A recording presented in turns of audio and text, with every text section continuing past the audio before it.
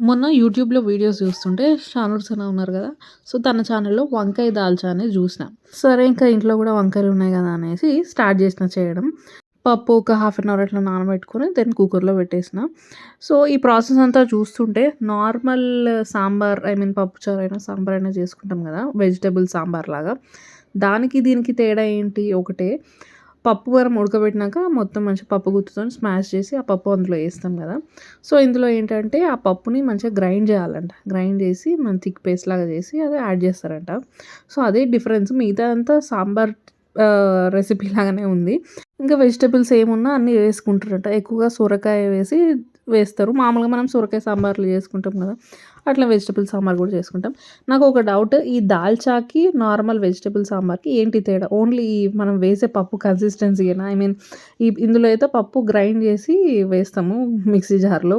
అందులో అయితే పప్పు గుత్తితోని ఇట్లా అన్నీ వేస్తాం. అంతే డిఫరెన్సా? ఇంకేమైనా డిఫరెన్స్ ఉందా? దాల్చాకి అండ్ సాంబార్‌కి కమెంట్ జేయండి. నాకు అదే డౌట్ ఉంది. అండ్ దెన్ ఇందులో లాస్ట్‌కి ఏంటంటే వీళ్ళ సీక్రెట్ ఇంగ్రీడియంట్ దాల్చిన చెక్క పౌడర్. అది లాస్ట్‌కి యాడ్ చేస్తారంట. సో, అది వాళ్ళ సీక్రెట్ ఇంగ్రీడియంట్ అంట. మటన్‌దైనా, చికెన్‌దైనా, వెజిటబుల్‌దైనా దేంతో అయినా. సో, మొత్తానికైతే దాల్చా అయితే రెడీ అయిపోయింది. బావుంది. వేడి వేడి అన్నంలోకి మంచిగా వంకాయ ముక్కలతోని తింటే చాలా బావుంది. బట్ డిఫరెన్స్ ఏంటి అనేది నాకు ఇప్పటికి డౌట్ ఉంది. 2 ఒకటేనా? వేరు వేరా? కమెంట్ చేయండి. అండ్ వీడియో నచ్చితే మాత్రం please subscribe. Thank you. Bye.